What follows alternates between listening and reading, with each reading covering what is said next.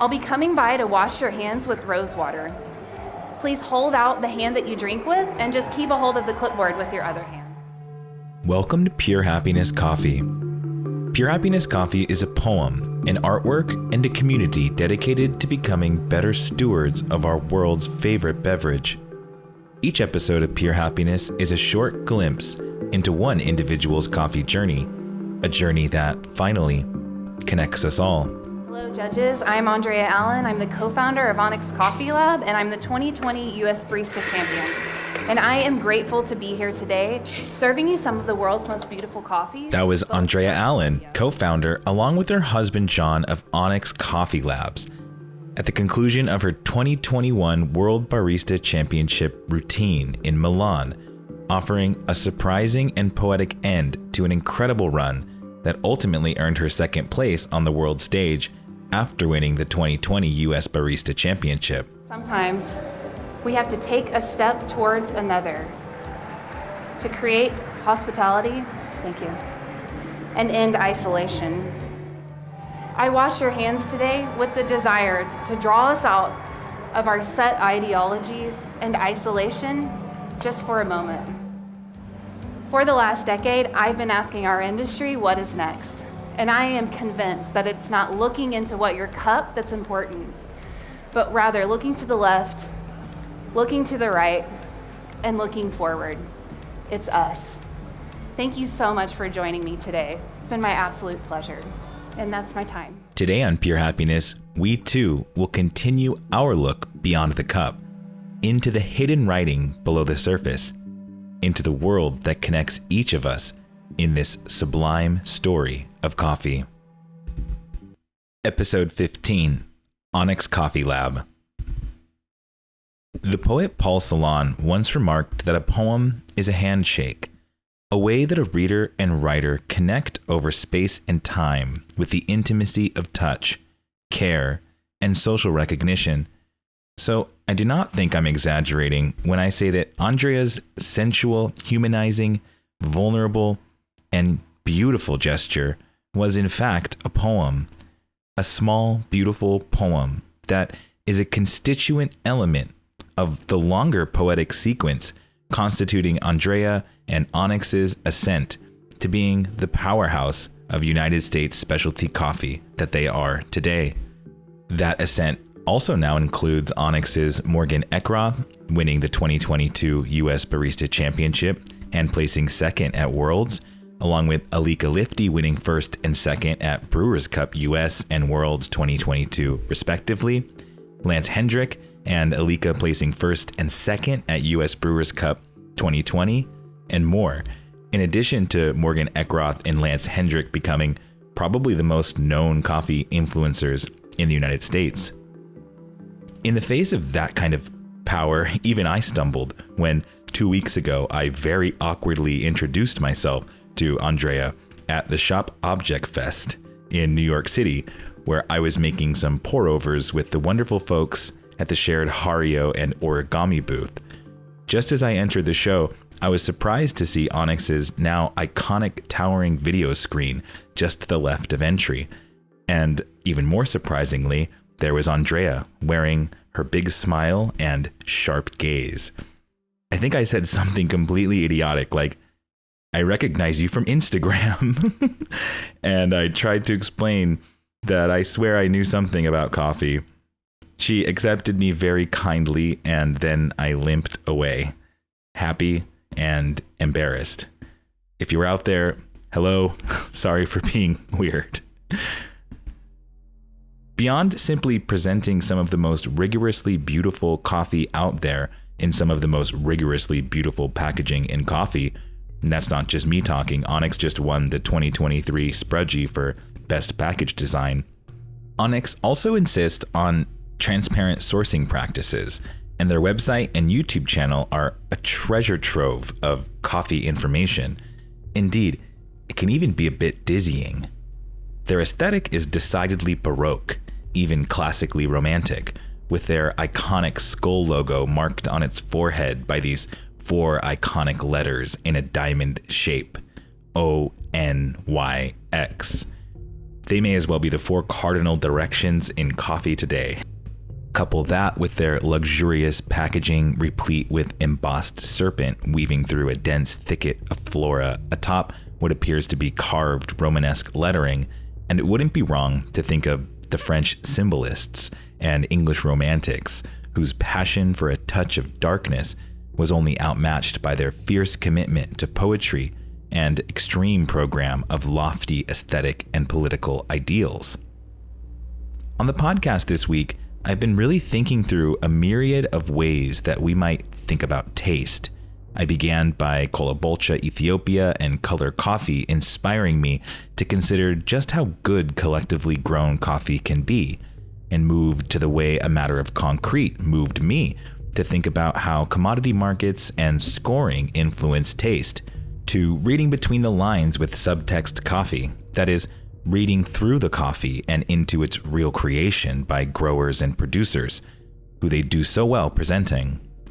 While speculating in my last episode on loveless coffee and how our conventional approach to coffee might be thought of as a form of virtual reality. I can assure you that today we're not getting any easier, and that's all to the point. I view Onyx's Baroque aesthetics as the flip side of coffee's essentially hyper-complex identity. As we've discussed, while commodity coffee might desire abstracting the kaleidoscopic coffee world into a singular entity, something that we'd like to just call coffee, it does so at the expense of the wondrous and sometimes troubling radical complexity below that coffee's surface, consisting of an indescribable web spread across the planet of growers, pickers, processors, exporters, distributors, roasters, baristas, drinkers.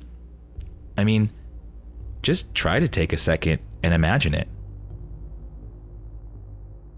I mean, like the whole world, all of coffee. I'll give you another second. When we try to imagine something so large and impossible to contain in our minds, like the coffee world, we may start to feel a sense of vertigo.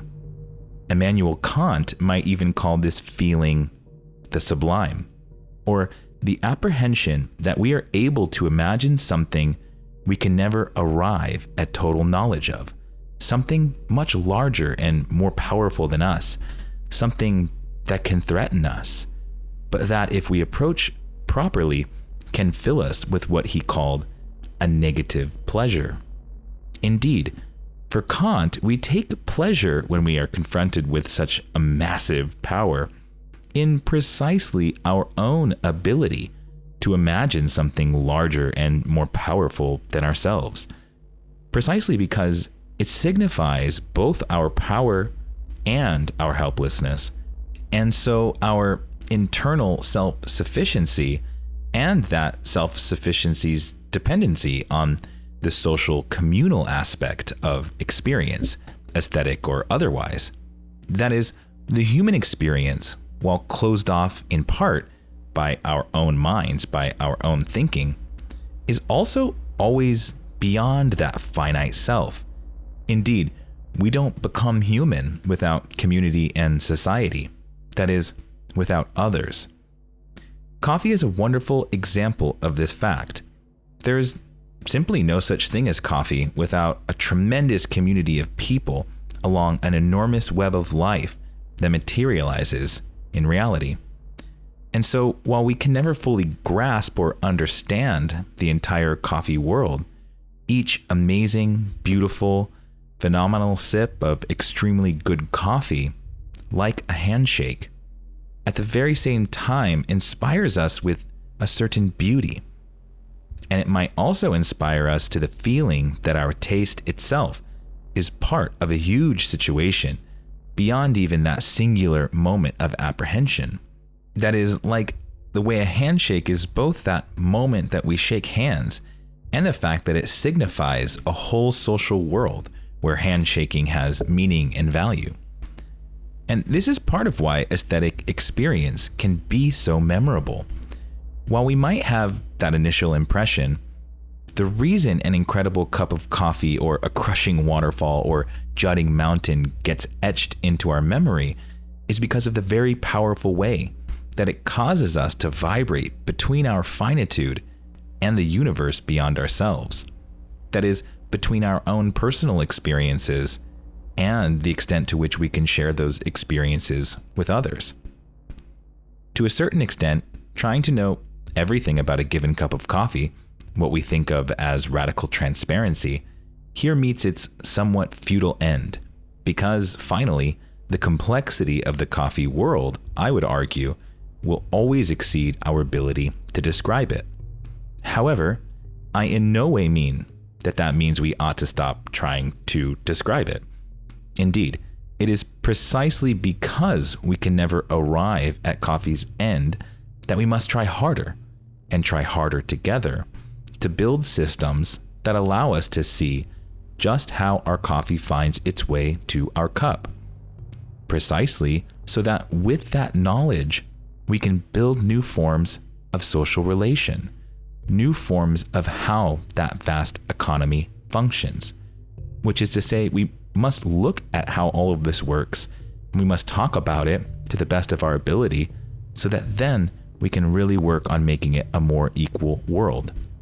And in my most optimistic moments, I come to see the difficult reality that is this transgenerational effort as something maybe not happening tomorrow, but on its way. It is easy for us to imagine a better system. I mean, can't we just pay growers more? And to a certain extent, yes, of course, and we ought to.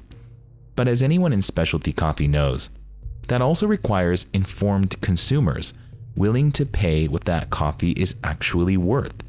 And that's still a lot of work when most coffee drinkers today hardly know that coffee is a cherry that grows on a tree and that needs to be processed and shipped and roasted and all of the other forms of labor that are often not visible when we just go to have our morning cup of coffee.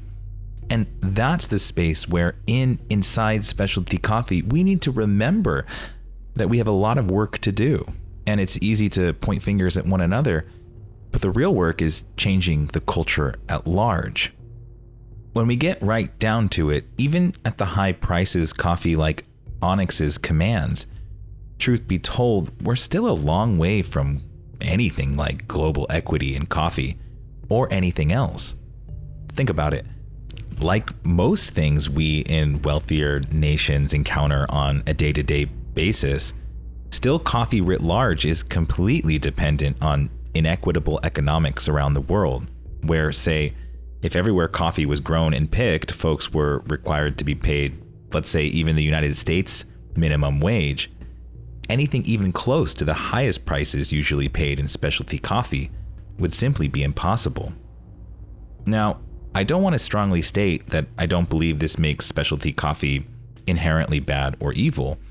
Indeed, it is the emergence of specialty coffee from the commodity system that, at its best, offers an alternative to the necessarily degrading system of capitalist exploitation commodity coffee runs on.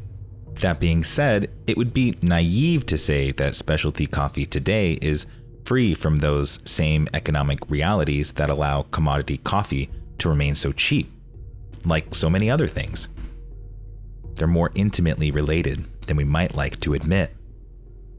But specialty coffee, even for all its problems and its contradictions and its hypocrisies, at its very best, I do believe, creates an imaginative, aesthetic, speculative leap beyond the fixed conventions of the normative capitalist market.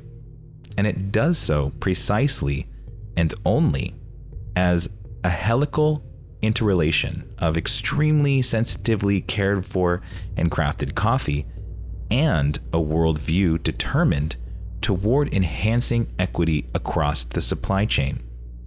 Obviously, we're not there, but that does not mean that specialty coffee's dream is not that reality, because I believe it is. And I believe it's not an accident that when coffee tastes as good as Onyx's, it could bring us to the highest levels of aesthetic experience, of beauty and sublimity. That's because the evolution of taste is closely related to the overall evolution of social relations. I think what's very difficult is that so often what we're tasting in the best coffee is a social world that unfortunately has not been more widely and more fairly spread across the world and across this supply chain. And it's worth remembering that the reason for this isn't just coffee. Rather, coffee is really a symptom of a much larger, much more profound, much more complex historical and social situation. One that, again, I believe at our best, we're all interested in improving. The problem, in part, is that our imaginations work a lot faster than the slow, trudging, real material world that we all live in. In addition, as I discussed on the last episode, our imaginations and memories are very easily appropriated. And that can be really, really frustrating. I want to conclude with a radical philosophical flight, one that takes its inspiration from this difficult thinking about the sublime, about what we cannot know, about Onyx's incredible thirst for information and presentation and radical coffee, and for beauty and beautifully dark aesthetics. This flight is toward a difficult thought that I don't believe I can finish here. Indeed, we're always beginning from the ground up, like we ought to be when we shake another's hand or recite the first syllable of a poem. I think that Solon thought of poetry like a handshake because a handshake is a moment in time, like an accented syllable, when our bodies touch with care and greeting, with mutual recognition. And at the same time, the handshake is part of an endless chain of other handshakes, that is, other moments of social care and recognition. And it is both of these things, the individual moment and the accumulation of moments in time, that both make and create the world. Or as Andrea Allen put it in her routine, positing baristas as poets, It is touch that creates change, turning strangers into a community. And it is the barista that is poised to recreate the beauty and artistry of hospitality. So what is this story of pure happiness coffee? Well, as listeners by now are well aware of, we are often in detour, orbiting around something called coffee that we never quite arrive at, wandering in spirals through a desert of the imagination that we hope can build something more beautiful than we've ever seen, a better world. Because there is a story of coffee. Well, there are many stories. Imagine them all. Like I asked at the beginning of this discourse, if you try, you might think of your own stories, like when you spilled coffee across the lap of your crush, cruelly ending a date, or the time you and your friends spent all night at a diner drinking coffee till 5 a.m. But as your mind expands, you'll think of larger coffee stories, like the evolution of third wave coffee, which has only been over the course of a couple of decades. You might think of the birth and death of the International Coffee Agreement, certainly the topic of another podcast. You might think of Mayan Guatemalan coffee farmers' cosmologies being appropriated by colonial forces. You might think of coffee's arrival in the Americas and its relation to the Haitian Revolution. Each of these is a story, bigger or smaller. So try and hold on to all those stories. Try and see for a moment that there are lines through history, overlapping but incomplete. Indeed, there is another story, many, many infinite stories that we can never imagine and have never imagined yet. And it's those stories that we can use to change our memory, change our imaginations of the possible, and hopefully change coffee for the better. Now, the philosopher Reza Negarestani, in a work called The Cyclonopedia, has some interesting thoughts about the way these stories we tell and hidden stories interact. And this is kind of my application of what he calls hidden writing. To put it reductively, hidden writing is writing that forces you to read the plot holes. Hidden writing is writing that wants you to explore the anomalies in the story, the thing that doesn't make sense, the thing that signifies any story's fundamental incompleteness. Nagarstani refers to a work of cryptography to make his point, Johannes Trithemius's 1499 treatise on the Black Occult and Scholastic Astrology, Steganographia. The work vexed scholars for over 100 years, appearing to be an extremely convoluted and chaotically senseless account of black magic. It often didn't even seem to make any sense at all. But in fact, in 1606, it was discovered that the treatise was actually written in code, and when decoded, revealed another book hiding below this chaotic surface, one astonishingly about the practice of cryptography itself. Now, I want to stress that there is not some kind of code encrypting these transmissions from pure happiness, so don't go looking for them. But I do want to suggest that we might try and read the complex infinity of the coffee world like we might a cryptographic puzzle, one without a solution, but that we can continuously find new threads of truth and meaning within, precisely in those places between what we think we know, between the story that we think we've told everything about, in the plot holes, in the anomalies, in the strangeness of its reality. The hidden writing of coffee's story will have always been the more beautiful world on the horizon than the one we live in now. Between the lines of history's barbarism flies the quickest light in the universe, that light that reminds us none of this is ever perfect, but that together, like in the shake of a hand or in the collaborative writing of a poem, we can continue perfecting, where we can draw ourselves out together from our set ideologies and isolation, if just for a moment, to create real human connection, to acknowledge how difficult things can be, and finally, to work together on how to make them better.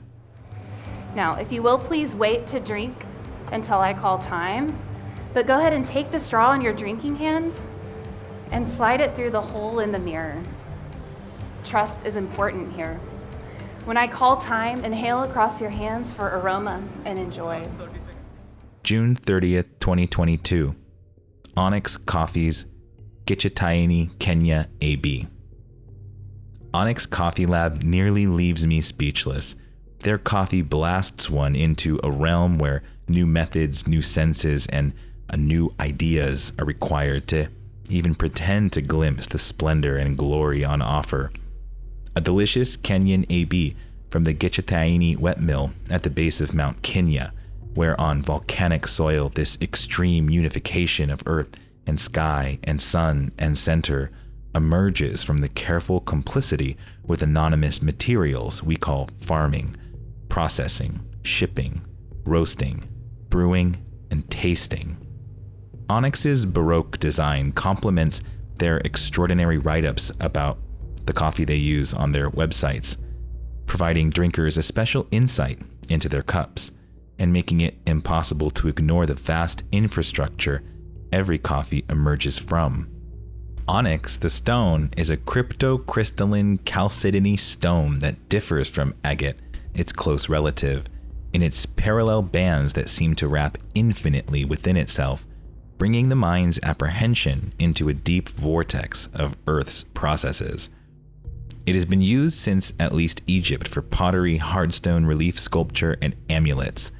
From the Latin claw or nail, some have speculated this stone is God's fingernail, a sublime scrape of the Earth's crust that transubstantiates the divine into material. It is a stone of courage, respect, honor, and fortitude.